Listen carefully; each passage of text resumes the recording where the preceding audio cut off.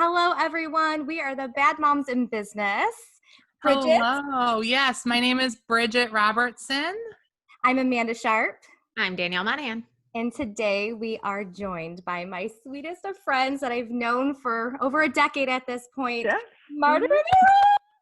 Hi, everybody. I'm so excited. I'm on cloud nine about this. I asked Danielle and Bridgette, I've been talking about this since we put this on the calendar. Since day one. I'm like, I'm you so guys excited. love her. She's beautiful. She's gorgeous. She's everything. And look at you delivered. She is all of those things. I'm super excited. Thank you. Super excited to have you. So I'm really, really over the moon excited to be talking to other adults. That's always awesome. Now, let's just talk about your kiddos for a second because they've been mini adults since they were 2. Let's hear about them. They're twins, you guys, and they were taller than me at the age of, I think, 4. It's so true. Oh my gosh. I remember you and my 4-year-old standing in our kitchen in El Paso, and you were the same height as both of them. That's impressive. It is. And now both Marta and Hector are very tall, but Yeah, we're pretty tall. just Jealous. yes. And her children, she homeschools them. Wow. And has for forever, and they are geniuses, dare I Yeah, say. they're way smarter than us. You got I'm For not sure. just saying that they are. I'm not either. They're really smart. They're way smarter than us. It's Oh, amazing. that's I super mean, funny. if they were closer, they would be teaching ON. Wait, yes, and they would enjoy that too. So how old are they? They are 15. Wow. So my little mama heart is breaking. Ugh, But I can't even imagine. even when they were 12, I was like, they're leaving me soon, and they're gonna go and get married. And my husband's like, they're 12. You need to calm down. So I love it. yeah. That's the hardest part. That's the hardest part of being a parent. I mean, your job as a parent is to raise children that then become independent and can go out into the world and Fully functioning adults. Fully functioning adults. And that's your goal as a parent. But while you're doing it, it's like, but I don't want you to leave. I want you to stay the little kid Yeah, that for you sure. are. I'm all about sabotaging their lives so that they have to stay with me, like whatever it takes. Yeah. I'm okay with that. I'll put them. I'll pay for the therapy. I'll do all that stuff. Get me already. I love it. And did you want to talk a little bit about Hector? So Hector and I, what's funny is that Hector and Marta, if you've ever watched the movie Scarface, it's a huge cult classic film. We are represented in that movie. There is a couple called Hector and Marta in the movie Scarface. They die within the first 15 minutes of the movie. Oh. But it's kind of very chaotic, just like we are. We've been together. We just celebrated in September our 21st anniversary. Wow. Congratulations. That's awesome. I have officially been married longer than I was single. Wow. Which is something that I was just never thought I'd say, but it is what it is. Hector retired a year ago from the Army. He served 26 years in the Army. Wow. I know. Has all the ailments to show for it. So instead of a t-shirt, he got, hearing aids. But and thank you for your entire family service. And same to you. Thank you for your service, Amanda. This is about you, though. This is about you. Well, it is not an easy life to live, no matter how long the stint was. Military life is very challenging. But we survived. Our marriage survived, which is a testament. But he's been retired for a year and a half now, and transition was interesting. His transition from the military to civilian life was interesting, but I'm still sane. He's still sane. We're both still alive, so that is a great thing. Yep, absolutely. Absolutely. And they are they are the most sexy with all capital letters. I will take that, girl. Couple. We are too old to be that, but I will take it. Girl. When you see these videos of these two dancing, you're just like, I'll never be that in my entire life. They have more sexy in their pinky than I do in my whole short body. We actually met dancing. So that was a prerequisite for me being serious about you. You had to be able to dance. And to be so big, Hector is very light on his feet. So, and he's taller than me, which, as being half Latina and him being Latino, I wasn't searching for, a Spanish guy, but for him to be so tall and be a Latino was rare. So it's like, love will come later. Don't worry about it. You can dance and you're tall. So you meet the requirements. I love it, but they are sexy for sure. All right, enough about them. Let's get back to Marta. Okay. So Marta, the very first time I met Marta was at PWOC, which was Protestant Women of the Chapel, and it was at the kickoff, and she actually was the one who created the cake centerpieces, and they were teacups and like saucers, and you guys, and I was like, Marta? And so my love for Marta happened that day because she sculpted these beautiful cakes for every single table. It was just gorgeous. And then our relationship just further went. And so she, as a military wife, she began her business out of her home. Mm-hmm. And Owen was so little, but he would want to go to Miss Marta's house because she would do like a market, say on a Saturday, with her freshly baked breads and all of her divine treats. And Owen would want to go there and get like basically her rolled like honey wheat bread. And there was nothing that compared to Miss Marta's. Owen loved that honey wheat bread. I remember that to this day, every time I make it. And he just loved his Miss Marta. And then that progressed to where you are today, which is a author of a cookbook. Got it right here. I mean, I've got things like marked off and I definitely like use it like, oh yeah. Some things I need help with because I just can't, my expert level is very low. But creator and author of her cookbook, runs a dynamic website, Sense and Edibility. You know what I'm trying to say. Sense and Edibility, yes. There you go. I can't say edibility, which just is what happens. It's so funny. And she's on all of the channels as that too, with Facebook, Instagram. I mean, and she's got such a following. And then she also is a contributor writer for Simply Recipes, which is a big deal. That's huge. That is awesome. Yeah. All while being a wife. You were putting us to shame, lady. Oh, stop. No, stop. And part of our podcast topics when we were looking at, where we wanted this podcast to go is just to really cover a lot of topics. And it happened to be one of them was, how business owners of women of color are affected. And we were talking like, how do we like bring this into the podcast? Like, I've got the perfect person. And what I love about Marta is she knows my heart. So I don't have to be like 100%, like I don't have to script the question perfectly for her to understand what I'm trying to ask, because I don't know how to always say things exactly politically correct. And that leads me to not always having the discussion with a person, that I might know around here, just because I don't ever want to insult somebody by asking it incorrectly. So when it was Marta, I was like, oh, I can stumble, I can say whatever, and she'll know what I'm asking. Absolutely. Well, and I want to thank you, Marta, because I know I've been really studying up and learning what it means not to just be someone who isn't racist, but anti-racist is, the new buzzword, for lack of a better word. And I don't mean to even call it a buzzword because I think that takes away from truly the importance of it. Yeah. But I'm just so thankful that you're willing to come in and kind of do the emotional and mental work that's involved with having these conversations, because it's certainly, as a person of color, not your responsibility to teach us. And I'm just so thankful that you were open to this. So thank you so much for that. It truly is a pleasure. No, it really is a pleasure. One of the great things about being a military spouse, I grew up as a military brat and married into the military and served in the military. So one great thing about that culture is that you're not sensitive to certain things.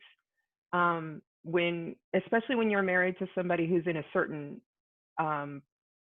branch of the military, not branch of the military, but has certain jobs in the military.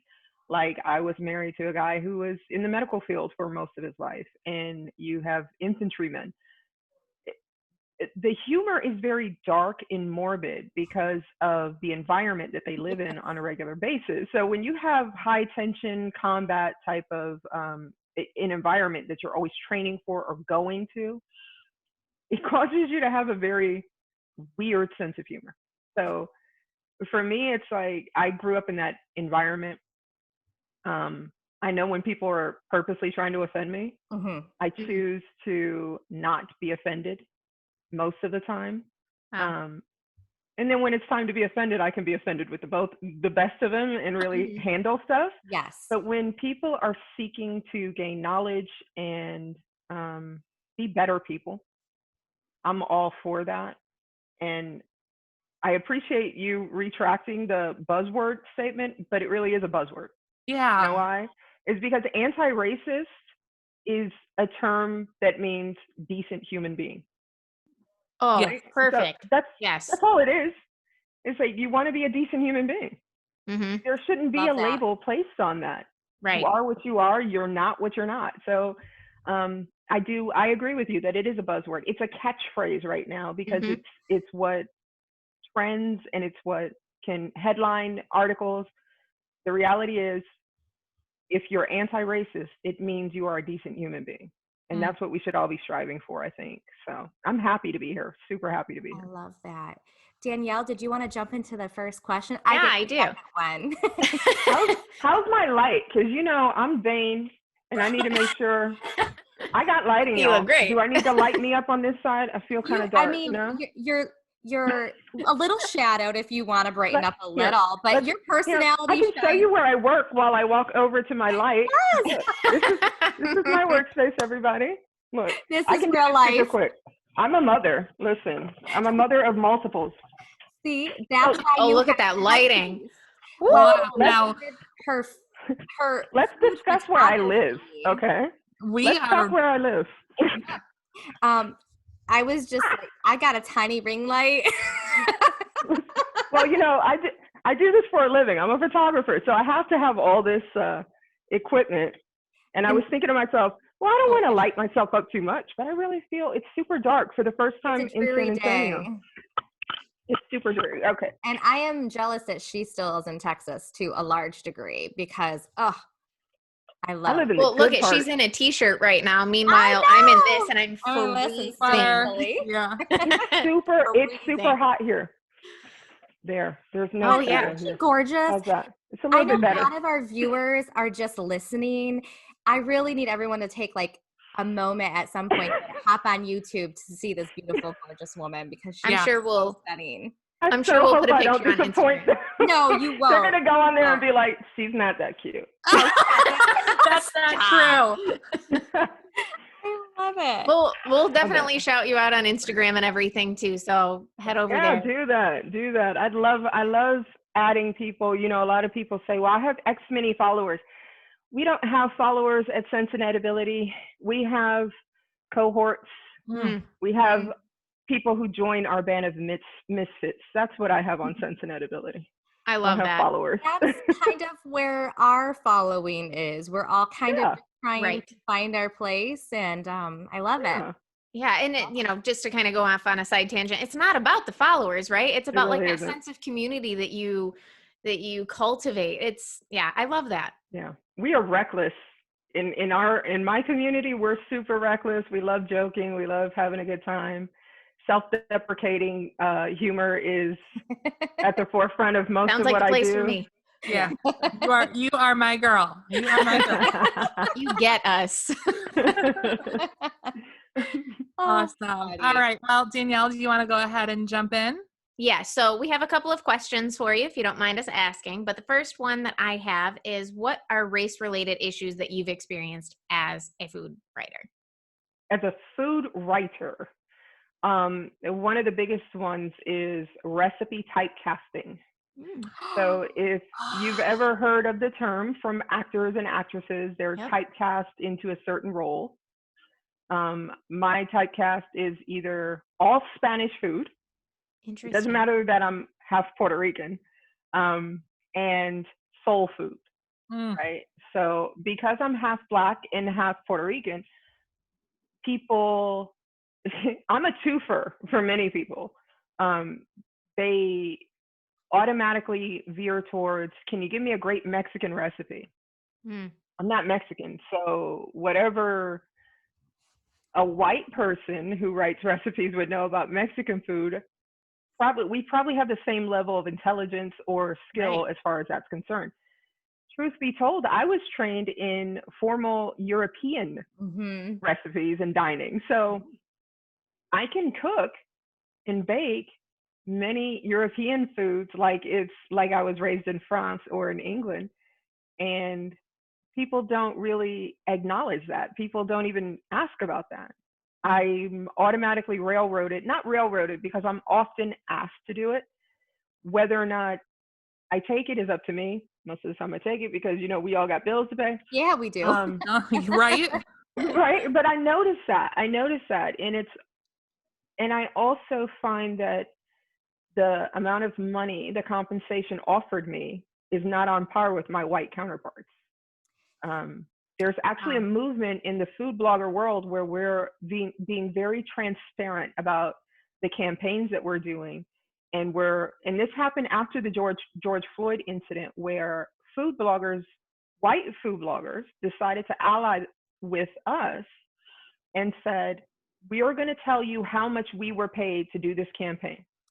Wow. That way, Wow. you all can know the brands that are not real about this black box that they put on their profiles, or this, equality movement that they're professing to adhere to.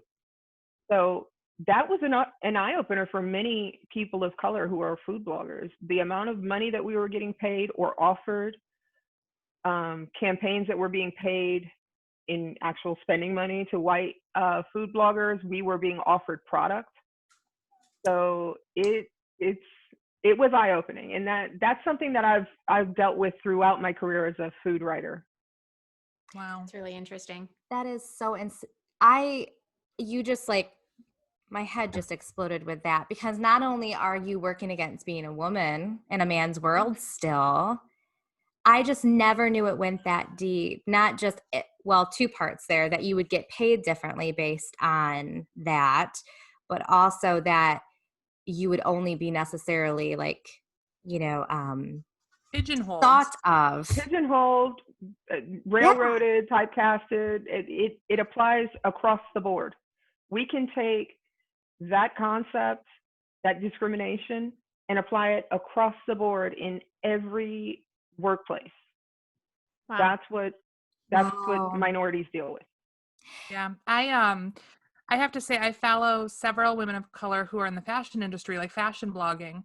And one woman shared her story where she was going back and forth with a brand who was saying, we want to use you. And she was like, great, what's the budget? And they kept saying, oh, we don't know yet, but we still really want to use you. And at the end of the day, it just turned out, well, we don't have a budget for a Black woman. We'll give you'll get some followers from this, and maybe someone will. Exposure is a lot. Yeah. Exposure is always the one that they throw at us. Like, we can pay our rent with exposure. Right. Right. Yeah. I can't feed my kids with Instagram likes. Sorry.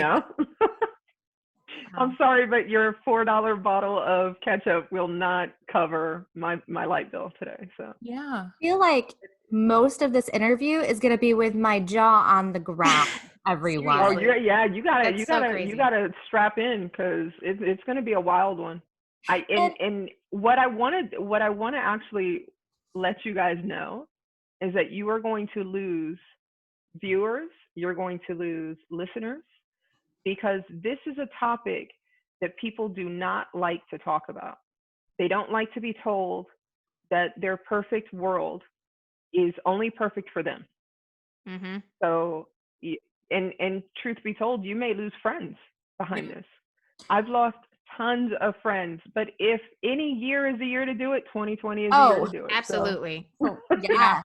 It is the year of accountability. That is what I keep calling it. And you know what? That is a sacrifice that we are willing to make to stand up 1,000%. And I'll say, in our Danielle and Amanda and I all work in the same industry. I don't know that we've ever disclosed what that is, but when the things happened with George Floyd and this summer with the Black Lives Matter movement, and I can remember being afraid to post about it because it's like religion or politics. You automatically are going to lose 50% of your potential business because someone doesn't agree with you.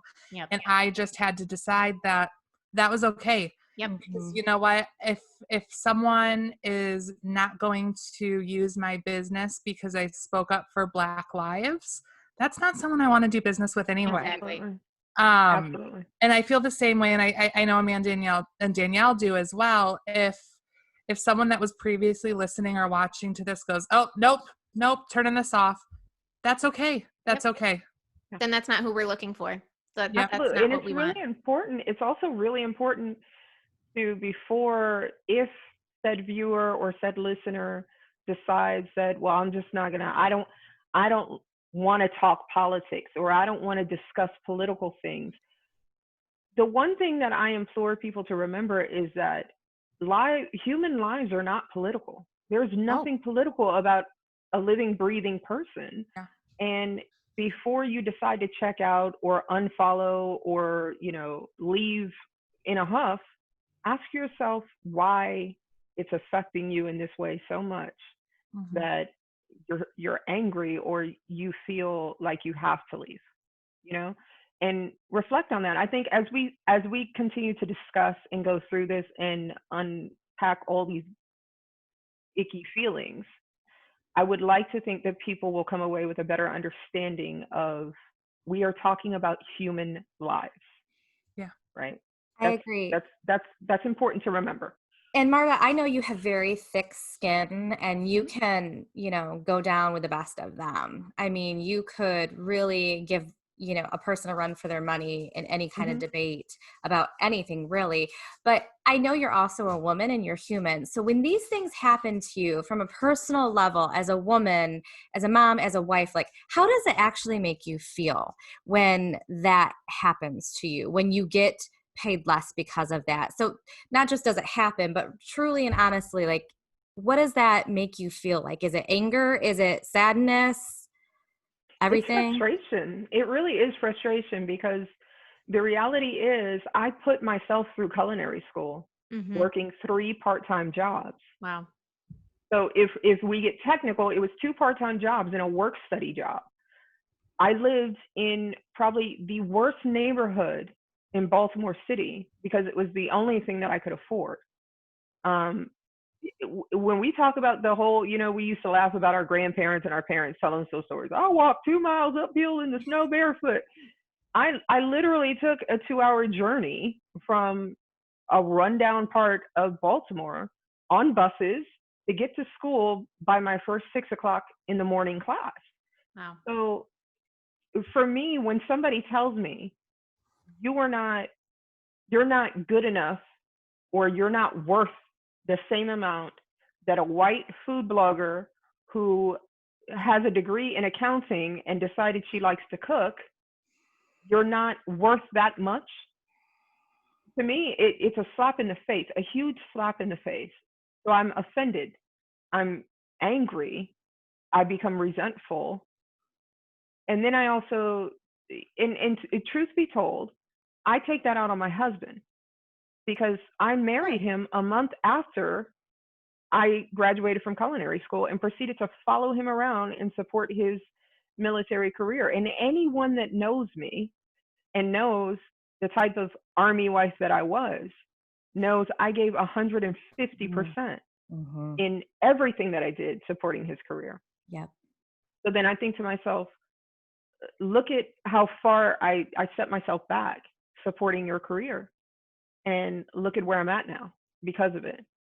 So there's a whole mixed bag of emotion: resentment, anger, hostility, hurt, because no matter the facade that I put up to people, no matter, the act that I play that I'm so tough, again, I'm still human. Mm-hmm. And nobody wants to feel like they're not good enough, or not, like, I can't sit at your table when I built the table and made all the food that's on the table. Mm.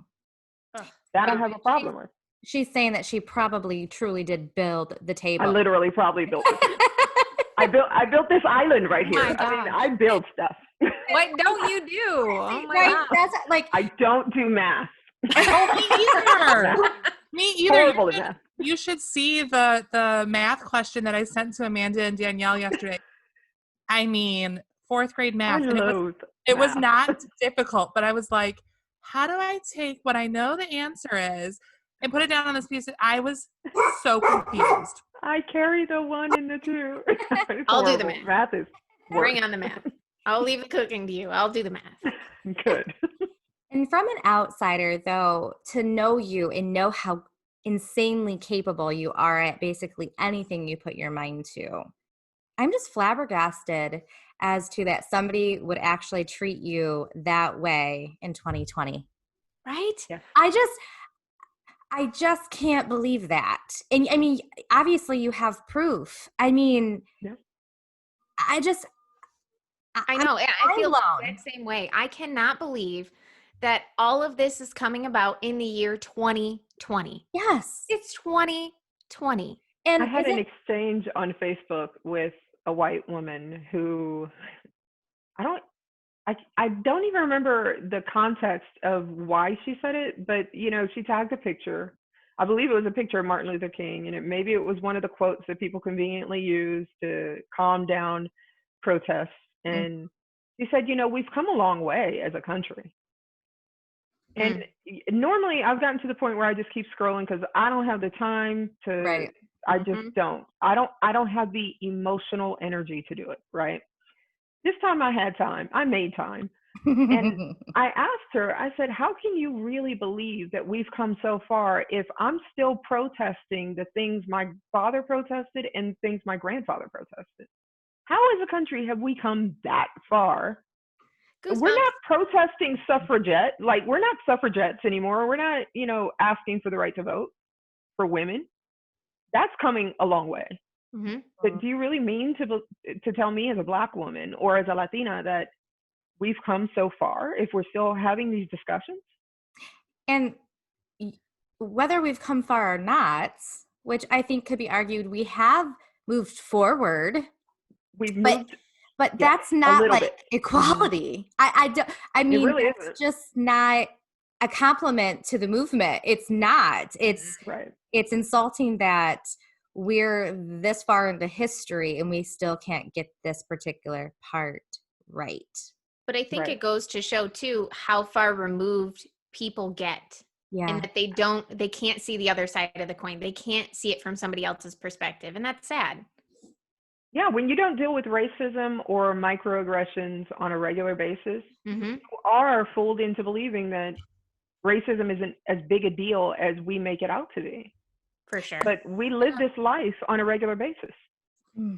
So that actually segued perfectly into what my next question is. Yeah. So as people who are not people of color, as white women, what are some microaggressions that we may be committing that we don't even realize we're committing? What are some things that maybe we're doing in our everyday lives that we could be changing? I wore this head wrap as a perfect example of microaggressions that I have experienced personally by people who don't realize what they're saying is offensive. Again, I used to live in Baltimore, and in the northwest part of Baltimore, there's a very large Orthodox or Hasidic Jew community. And I don't know how familiar you are with the Hasidic Jews or with Orthodox Jews, but after women marry, they have to wear a shidduch or a tickle, which is, the tickle is like a head wrap, or the shidduch is the wig that they wear. And part of my job, I used to have to ride the bus through this Orthodox neighborhood. And when I was in culinary school, I was a Rastafarian. And that meant that I didn't go out without my hair covered with a head wrap. So that was just my life. I just never left the house without a head wrap on. And I was on a bus, and a very old white lady, hobbled onto the bus, and she sat across from me. And I was hanging out, riding the bus. Orthodox Jewish woman came on with her tickle, which is the head wrap, and sat a little ways down. And we just sat there riding the bus, all three of us, a few other people. And the lady looked me in the eye and said, you would be really pretty without that thing on your head. And for her, she thought she was giving me fashion advice. Mm-hmm. She didn't bother to give the Jewish white lady the same advice. So for me, it was a very defining moment in my life that when you are in a position that you feel entitled to even give people that advice, you assume that you're the authority. Mm-hmm. And that because I am this person, I have the right and I have the authority to tell you what makes you acceptable to me. We can liken that back to the days of slavery, where, the mistress of the house or the master of the plantation told his slaves, you're going to go do that. You're going to be here. What are you doing, boy? Hey, girl, come over here. It's that same mentality that I have a right to tell you what you can or cannot do to be acceptable. So I wore this because this still occurs. This people looking at my head wrap, and back then it was a symbol of my faith. So it was the equivalent of looking at a Muslim woman and telling her her hijab makes her look ugly. It's the equivalent of looking at, an Orthodox Jewish woman and telling her that her shidduch looks ugly. That was a profession of my faith. And it was very offensive, but it still happens to this day. When I wear a head wrap, people ask me, well, what's that thing on your head called? Google will tell you a lot of stuff these days. Yes, it will. You might want to invest in, Google something, ask the question, or ask it in a way that is not, it doesn't seem abrasive or, hostile. Say, I really love the scarf that's on your head. What's the proper name for that? What is the proper term for that? Is there something symbolic behind it? Ask the questions you want to ask, but saying things like, what's that thing on your head? It doesn't rub people the right way, Yeah. Other microaggressions that I experience are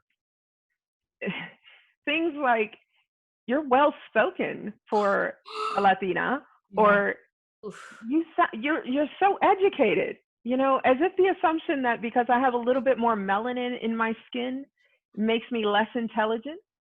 It goes back once again to those early days of this country where people legitimately thought that African slaves, or as we progress, African Americans or Black people, were less intelligent because we were a different species. And we're not. If we look back at civilization and where it began, it didn't begin in the United States. Right, exactly. It's things like that. You're so well spoken and they catch themselves because that's the offensive part, right? Right.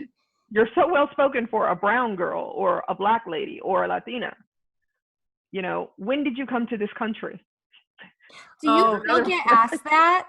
I still get asked that. Wow. When did you learn to speak English? English is my first language. What? Yeah, that question of where are you from? And you just want to say like, I'm from Ohio. That's where I'm from. Oh, that's not even the worst one. The worst one is, what are you? Oh my gosh. That's the worst one, because I'm human. Thank you. That's all I am. I'm just human. I'm a woman. I don't know. It's that question of what are you? Because again, I need to be defined.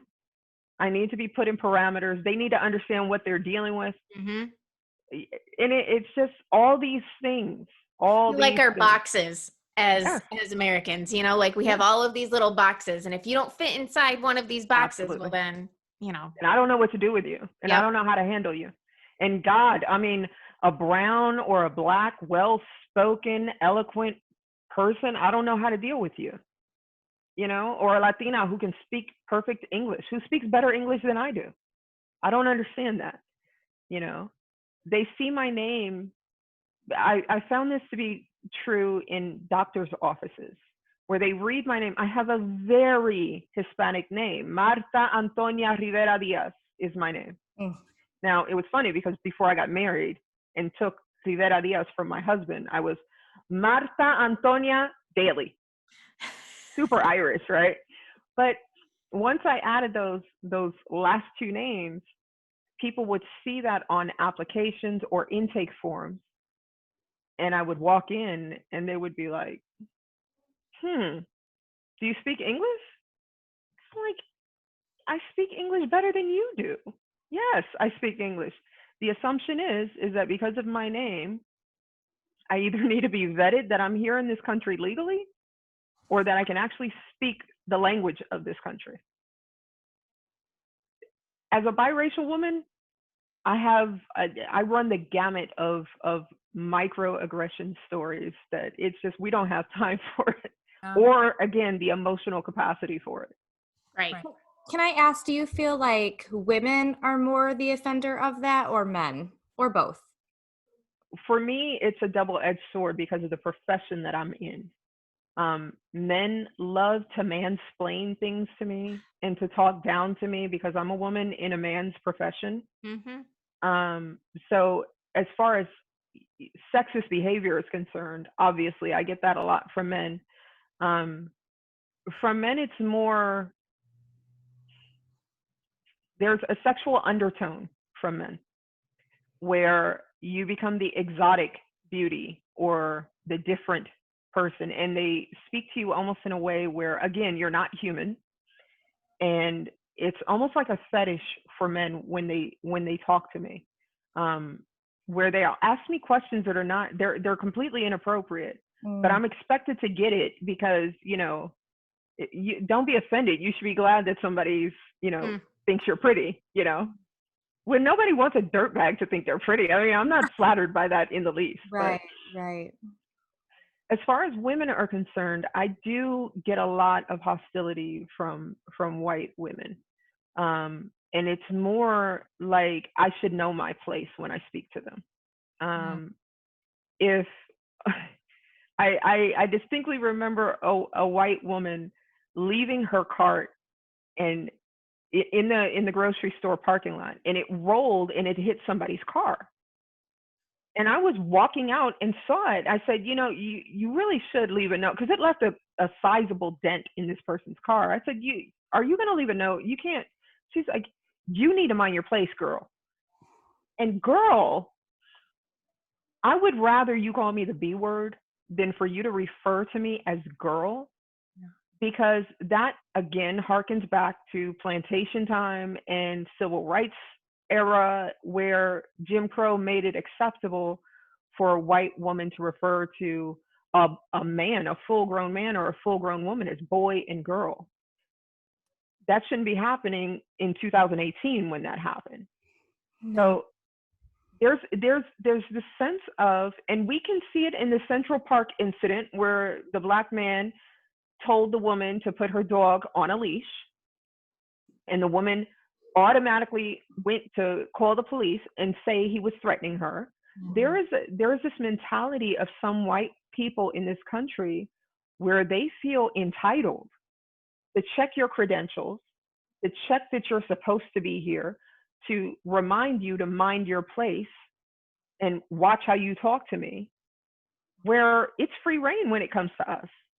You can literally tell me that I speak well for a brown girl, but I can't tell you, do the right thing and write a note and tell this person that you just dented their car. So yeah, I get it from both sides. I get it from both genders equally. I laugh to keep from losing my sanity, really. Right. No, and I guess I sit here and just go like, my emotions are just so sad when I'm hearing these things, because yeah, I can raise Owen to not, I can't say he's not going to see color, because I think color is beautiful. I think color, you should see color. Yeah. Good. Absolutely. You know, so it's not like we're colorblind, because I just think color can be such a beautiful thing in this world, and it is. Just to appreciate those differences in Yes. everybody. Absolutely. I mean, Absolutely. yes. And so but I know he'll never. So I guess my focus has always been on making sure Owen, wasn't a violator of this, not even realizing like how much work I have to do, I guess, just Yeah. on the level of speaking with adult human beings. Right. These are grown people that should know Mhm. better. Right. But somebody didn't bother to take the time to teach them. Right. Their friends didn't take the time to hold them accountable, to Mhm. say, yeah, no, that's not okay. Something as small as my daughter. My daughter has the most beautiful hair. It is curly, it is full, it's gorgeous. People will, a white woman in El Paso at a dentist office. We were sitting there. She was being, at that time, we left El Paso when they were 7. So she was at least 5 or 6 years old. 5 or 6 year old little girl. And this white woman said, I just love how kinky her hair is. Kinky for us is the equivalent of saying a white woman has tumbleweed for hair or a rat's nest for hair. Mm-hmm. Kinky has always had a bad connotation. We're Mhm. just now starting to reclaim the texture and the pride in texture of our hair as Mhm. Black women. But for me, at that time, back in the mid 2000s, hearing somebody call my daughter's hair kinky just, raised the hairs on my neck. I wanted to hurt this woman. People touch my daughter's hair. People touch my hair. They don't ask People to you do don't it. know? People, random strangers in the mall. I remember What? being in a Payless shoe store, and I turned to show my daughter a pair of shoes to ask her if she liked them. And this woman had her hands in my daughter's hair. And it was all I could do not to hurt that woman. I would lose it. Absolutely lose it. It's again this sense of entitlement.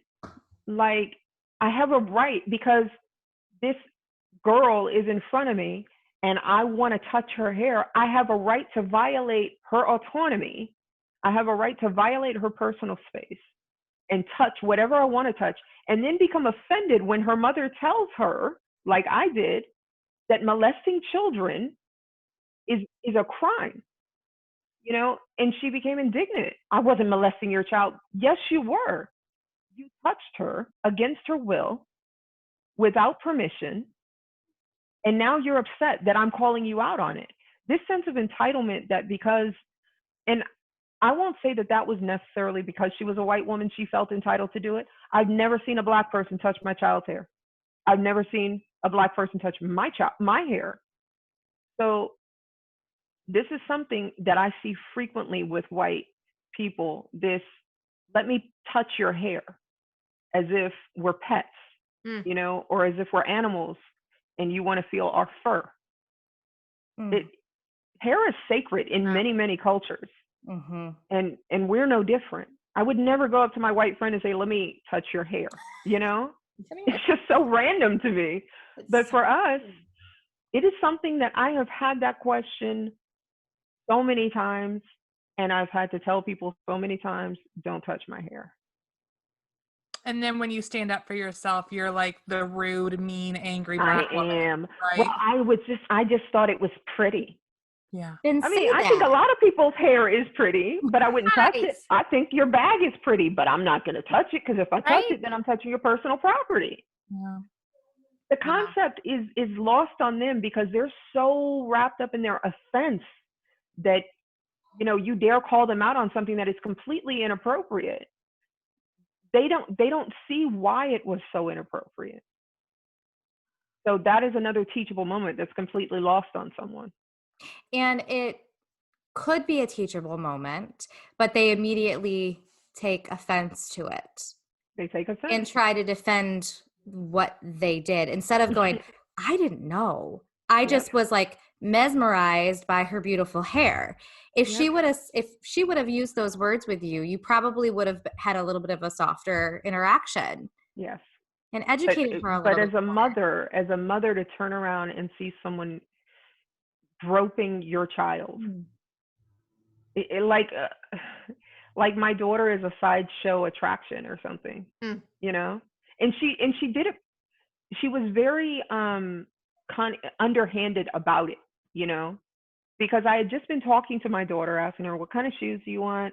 Turned to get the shoe, turned around, and she's like, oh, you know, she snatched her hand away. So And she I'm knew just, it was wrong. Exactly. she knew. I mean, because as a grown adult, you have to think to yourself, what business do I have touching a stranger's kid? Yeah. That can't, I mean, Makes you have no to be sense. pretty unintelligent not to realize that that is not acceptable. And then own it, you know, don't try to flip it like I'm irrational or I'm, you Right. know, I'm crazy because I told you get your hand off my child.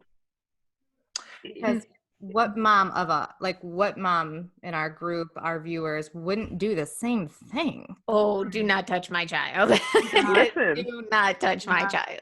the But, fact that I didn't leave with a criminal record that day is like we all do. I Big deserve a round of props. applause. You Okay? do. You Yeah. get big props for that I because know.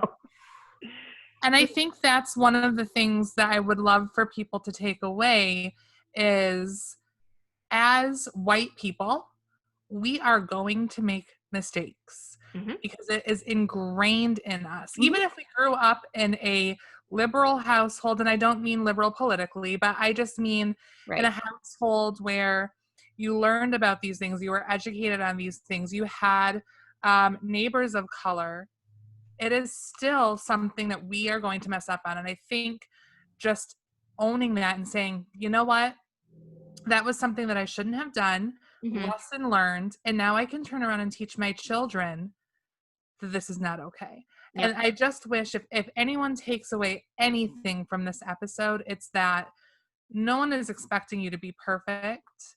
But to own up to the fact that we're going to make mistakes, it's okay to do that, learn from them, move on, don't do it again. No, and that's where, like, have your safe place to have these discussions. Have your safe people Yes. of different skin colors that you can reach out to. Marta is that for me. And that's where I never felt intimidated by anything that I may have asked her, because she would lovingly have said, this is how it should be said. And I'd go, okay. Like I wouldn't take offense, because why would I know? Why would I know? Exactly. We're I all trying to create a world that's better for our children. yes. So if I can help in that by telling you, girl, no, we can't say stuff like that, Right.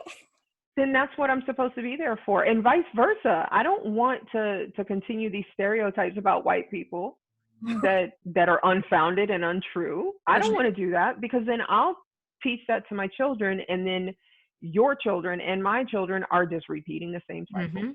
Yeah. Absolutely. So Marta, just to kind of, we already touched on this like in the first question we asked, but basically the takeaways from like as a food writer and an influencer, I think especially, Mhm. you know, what are some obvious racist issues that are still happening within that industry, separate from what we discussed a little bit earlier? Well, we can take a scroll down an Instagram feed of anybody on this that listening, watching, doing whatever right now. Notice the amount of brown or black hands you see in those feeds, Mm. right? That is something that screams at me, hi, we lack diversity, right? Mhm. White cells, according to what I see in Instagram. White bloggers, preferably those that are blonde with blue eyes, and they're, you know, beautiful blonde hair, blue-eyed babies, sell. And Mhm. brands are continuing to they're continuing the cycle of let's just keep filling our feed with white people. Whenever I'm thinking about working with a brand, whenever a brand approaches me, one of the first things I do is I go to their Instagram, their Twitter, I go to their website, and I look to see how many people of color I see in that feed, because then I know if I'm going to be the token, Mm. if they're just doing it to kind of check a box, right? Yeah. Mhm. That is one of the glaring issues that I see. The other thing that I see is the lack of culture in whatever this brand is trying to sell. We are a melting pot. We truly are a melting pot. This country is comprised of so many different cultures, and we have like ingrained so many different foods that don't belong to us into our diet, that for me to see a brand that doesn't appreciate that or explore the opportunity to introduce their buyers, their customers, to these new products or new recipes, or if I pitch a particular recipe to them and they're completely against it because, oh, our customers won't like that. Mm. That leads me to kind of let their email go to my spam Yeah. folder or something. Yeah, because it's not worth the effort to try to make things right with them. They're not about diversity or equality, and it's obvious when I see those things. And So it's I do challenge people to take a look at your Instagram feed.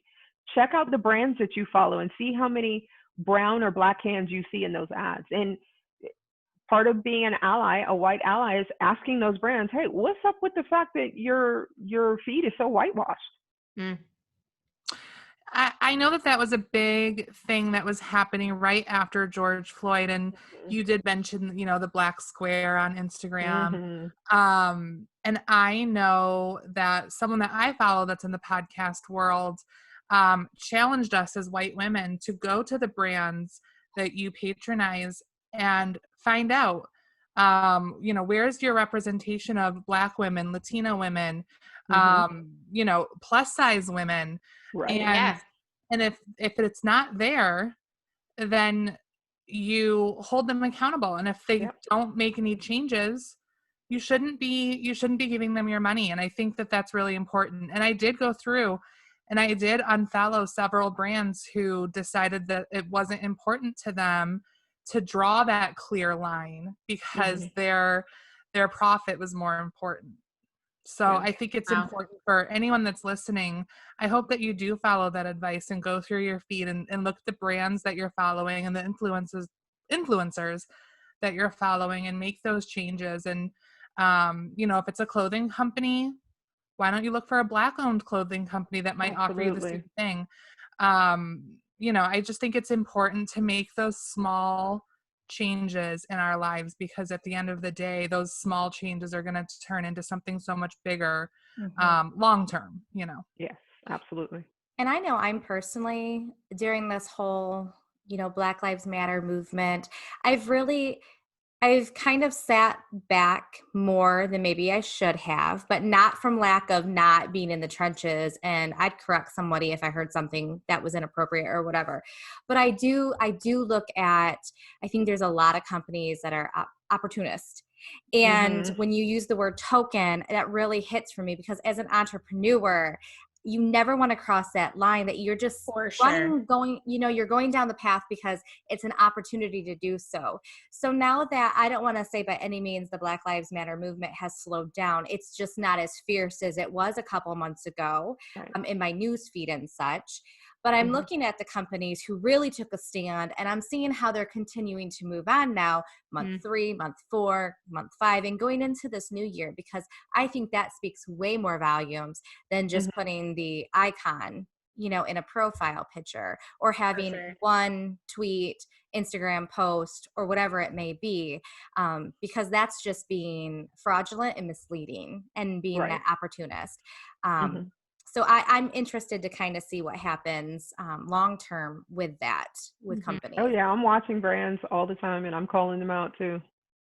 And I It's just love that. and as a result, I'm risking my career. I'm Yeah. risking, my place in this industry, and I'm risking potential partnerships. But what it boils down to is like what I said when we first started speaking. These are lives that we're talking about. We're not talking about, I'm upset because you don't offer me a gluten-free bread. I'm Right. not talking about that. I'm talking about the fact that people are dying. Right. That's it.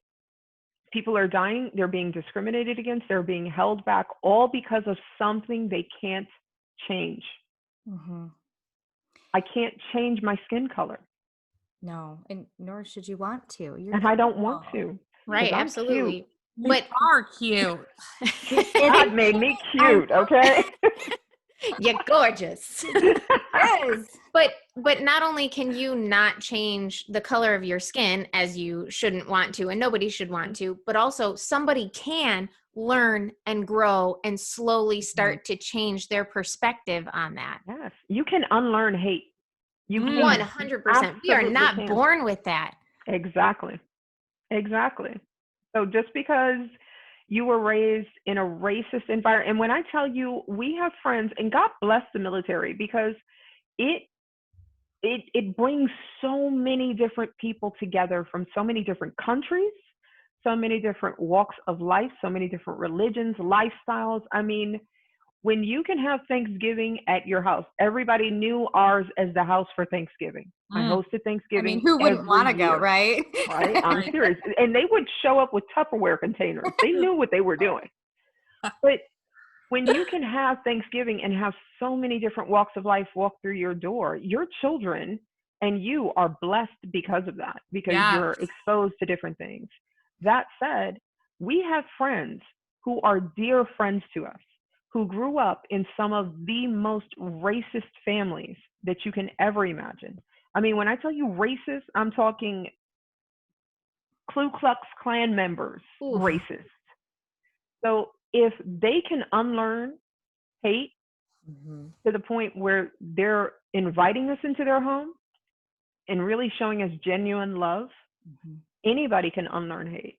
It's just whether or not you want to. Mm-hmm. That's the big question. And for those who might not have hate, but they just have not been exposed, where when I went to El Paso, oh my word, what a shock. I mean, I became the minority. Yes, you were. And what that is when my world changed from a racial perspective, because I just had not that I was in any way racist at all. I just had no idea how diverse this world was, the amazing things that all of the races and cultures provided. I mean, Mm-hmm.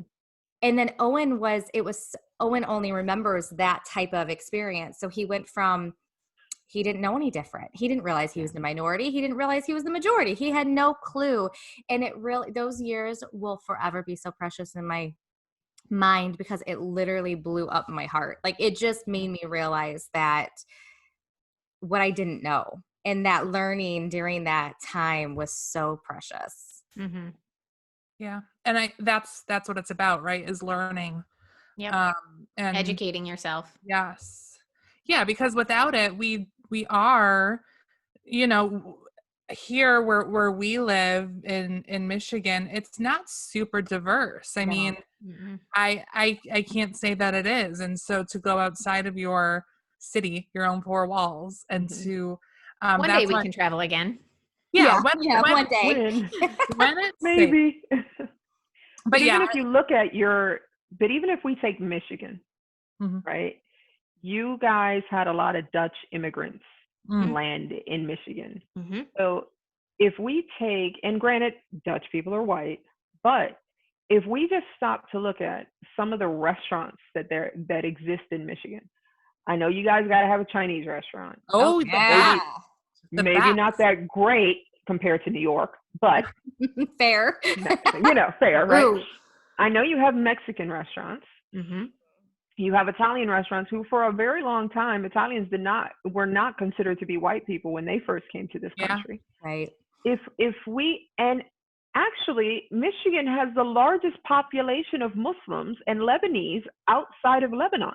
That So, I just recently heard that. yes, Dearborn, Michigan Yep. has Yep. a It's huge very close to us. population Yeah. of Muslim people and Arabs. So if we just stopped and took a look at the Yelp right? The Yelp page for our city, and look at the types of restaurants and the cultures that they represent. Mm-hmm. We are surrounded by culture. We're surrounded by people who don't look like us, who don't cook like us, who don't dress like us, who don't speak the same language natively that we do. There is no excuse in this day and age for many of us to expose ourselves to new and different things. And we're so much better for it. Mm-hmm. You know, it just takes effort. And I think a lot of people are so stuck they're so used to comfort Mm-hmm. that they're not willing to step outside of that box to learn more about other people, but they're okay with allowing other people to feel uncomfortable with things they cannot change. Mm-hmm. Wow. That's a problem to me. Yeah. That is a problem to me. That was a powerful statement right there. Yeah. So any last words that you would like to throw out to our viewers, just advice or what you expect from people besides what we've already discussed? Just I have one go more ahead. question. Sorry, Danielle. I know we've talked about some things, but what is something Mm-hmm. that we can do moving forward to be better? Besides calling people out when we see negative situations, besides looking up these brands, what is something that we can do right now, every day, to be better? So let's talk about the other buzzword of white privilege, right? Mm-hmm. You all, as white people, have a privilege that I don't have. And when we talk about white privilege, there's been arguments that I've had on Facebook or social media where people are like, nah, you know, my family worked hard every day for what they have. We weren't given anything. No one's talking about struggle. No one's talking about pulling yourself up by your bootstraps. That's not what white privilege means. White privilege means that when you walk into the supermarket looking for gel, you have 5 rows of shelves dedicated to your hair care products. Mm-hmm. Whereas when me and my daughter walk into the supermarket to look for hair products, we have probably a 3-foot by 4 shelf tall display of natural hair care products, 95% of which contain coconut, which my daughter's allergic to. Mm-hmm. So that's privilege. Privilege is seeing people who look like you in TV shows or in magazines or in ad campaigns. And when you see them in TV shows, they're not the villain, they're not the drug dealer, or they're not the housekeeper. That's privilege. To have great representation of people who look like you, your children have superheroes to look up to. That's privilege. It's walking into a store with a mask on or not wearing a mask and going off on the Costco lady because she told you to put on a mask and not fearing that the police are going to come in and shoot you. So that's all privilege. And a lot of people want to say that privilege, or they want to automatically default to privilege means I'm rich. No, it doesn't. No. Amanda, when I first moved to San Antonio, Amanda and I had a conversation on Messenger about a home, building a home. Mm-hmm. Mm-hmm. And she walked me through the process. She talked me down off the ledge that I was on because I was freaking out because I'm so type A and neurotic.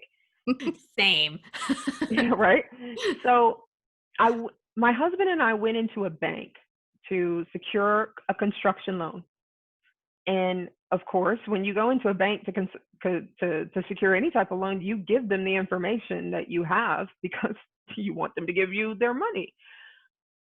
The man told me, and this was after we sat in their lobby hearing an interaction he was having with a white couple that was before us. He was great. And I was actually hopeful because of how kind and how polite and how respectful he was to these people. I said, yeah, he seems like a nice guy. And we sat down and automatically he starts turning around and drinking and texting on his phone. And I'm kind of sitting there like, hi, we'd like to talk to you and look you in the eye. He told me, and my husband, after we told him that we don't have any debt, we were completely debt free. He said, well, if it's true that you really don't have debt. And I looked at him and I said, why would we tell you, who is about to get all of our financial information, why would we tell you we don't have debt if we don't have it? He said, well, it's kind of unbelievable that people don't have debt. And I just looked at him, and I kind of, at that point, I started backpedaling. I was like, this guy's a jerk. But I sat there because if I get up in a huff, I become the angry Black woman or the feisty Latina. So I sat back and I bit my tongue. And he said, let's assume that you have a low credit score. And I told him, let's not, because we don't. He said, well, it really can't be that great, right? And I said, it absolutely can. And when I tell you, I wish I was exaggerating this story, I really am not, which makes it even worse. He continued to go on and on and on. He would cut us off. He would talk over us. He would just not listen to what we were saying. And finally, I got so fed up with sitting there, actually allowing somebody who should be pining for our business to talk to me like I'm crazy, or to talk to my husband like we're liars. And I got up and I said, you know what? I'm not doing this. You're not going to demean me. You're not going to degrade me. You're not going to insult me or my husband and me sit here and take this. And all of a sudden, he realized that what he had been doing was not what he was doing with the white people. With the white people was yes, ma'am, and no, sir, and oh, we're going to earn your business. And with us, it was just like, you're wasting my time. So call people out. Stop allowing people to believe that this is acceptable. I don't care if it's my friend that I've had for 20 plus years. If you say something that is completely unacceptable, I'm going to let you know it's unacceptable, because what it boils down to is my children can overhear this. My children could experience this. And if you ever make me or my children feel like we're subhuman, I'm going to have to call you out on it. But when I start calling people out on it, again, I fall into that stereotype of she's the angry Black woman, or she's the sassy, fiery Latina. And that's not fair. Whereas you're the one that's wrong. You're the one that should feel ashamed for what you just said or how you just made someone feel. But I'm the one that has to mind my tongue. I have to control myself. I have to take the offense with grace and class. But you can act a fool. And everybody sits back and says, watch how the Black lady responds, or watch how the person of color responds. And oh, see, that's why we treat you the way we do, because y'all don't know how to control yourself. As white people, when you decide I am going to be an ally to my Black friends, to my Hispanic friends, to my Asian friends, you have to get out of your comfort zone. You have to speak up, even if we're not around, because it sets the tone. It tells people that if another white person is saying this is unacceptable, it must really be unacceptable. Right. So if you're going to be an ally, be an ally. And I always liken it, because of my military lifestyle, I always liken it to the world wars. Had Europe or England decided that whenever the United States was going to attack, they were like, yeah, but you know what? I'm just going to hang out over here. D-Day wouldn't have been the success that it was, right? If you, as a white person, say, I'm going to ally myself with my brown or my Black friends, but when someone offends them or somebody makes them feel bad, and you just sit back and say, oh boy, and then later on come back and say, that wasn't right what they did to you, you've done absolutely nothing. Quick example of that. When we lived in El Paso, we went out for, a bunch of ladies went out for a friend's birthday at a restaurant. And I would love to say there was about 8 or 9 women at that table. And I was the only person of color at that table. And everybody that knows me, Amanda will attest to this, back then knew I was the I like to say congenial person. I was just loud. My personality is loud. But at some point during that whole exchange, a comment was made by one of the white women at that table and we were talking about a jewelry party that somebody had had, and I had picked up a bracelet and I was looking at it, but another woman came along and said, "Oh no, that's mine. I want to buy that one." And I kind of made a joke because I was like, "I already have that one anyways, you know." And the woman at the table said, "Well, that's because we know all Puerto Ricans are thieves." And that's exactly the reaction everybody else gave. There was an audible gasp at that table. And I looked at her and I said, "What?" It wasn't funny. There was nothing funny about that statement. There was no joking. It wasn't sarcasm. It was just something very crazy. And I kind of just sat back and I didn't say anything, but nor did any of the white women at that table say anything. And the day kept going, the evening kept going. And you can tell when I'm quiet in a group of friends, something's wrong. Mm. And I was very quiet. And the same woman later on, out of the blue, said, "When did you learn to speak English? Do you guys speak English in Puerto Rico? Because your English is so good." And I just looked at her. And at that point, I was done because there was two things that I could have done in that moment. I could have cried, which is really what I wanted to do. And it was more so because of the other women sitting around that table that didn't say a word. Or I could have jumped across the table and hurt her, but then I would have been feeding into the stereotype. So I was damned if I did and damned if I didn't. The rest of the night just went downhill from there. I got out of there as fast as I could. And then the next day, there became a big to-do about how I hurt her feelings because she knew I was upset with her. And people who weren't even at the restaurant were coming to me, messaging me, saying, "You need to go and make her feel better because she really feels bad for what she said." Why am I Like the it became your guardian? responsibility. Yeah. Why am I the guardian of your feelings because you were offensive and now you regret what you said? And where in that were my friends?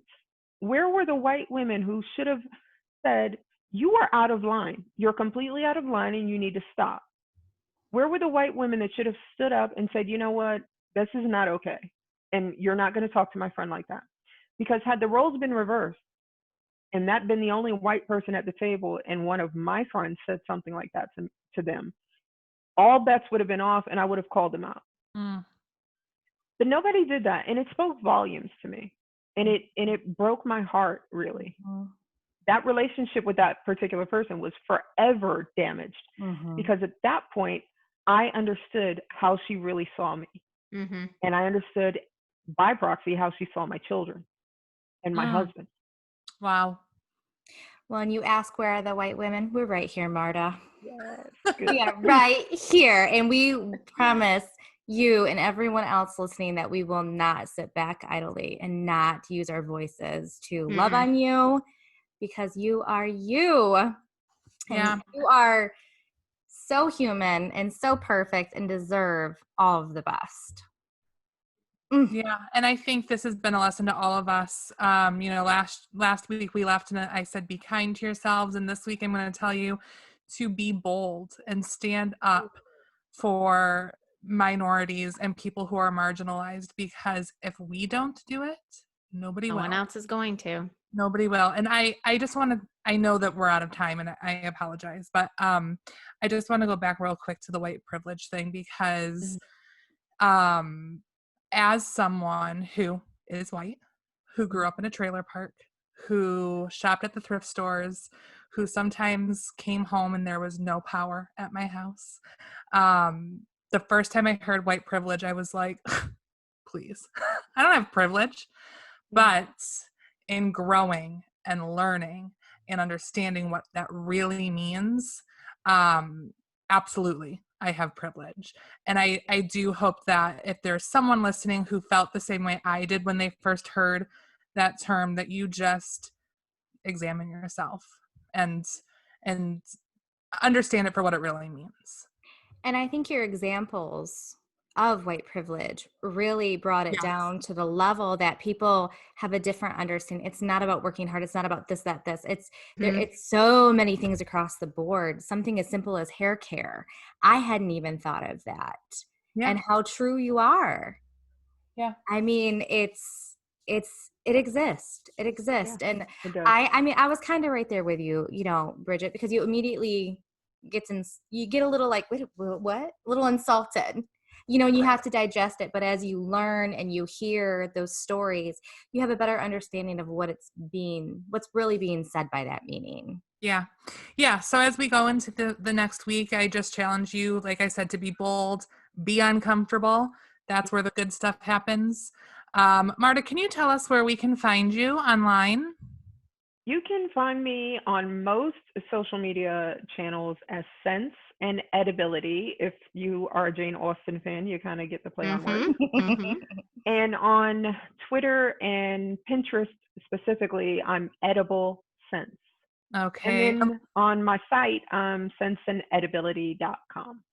Well, we will make sure that we link all of that in the description of this post here on Apple Podcasts, Spotify, anywhere you can find us, you'll be able to find Marta's links. Marta, thank you so much. We enjoyed this so much. It was so nice meeting you and getting to know you and hearing a little bit of your story. And we appreciate it so much.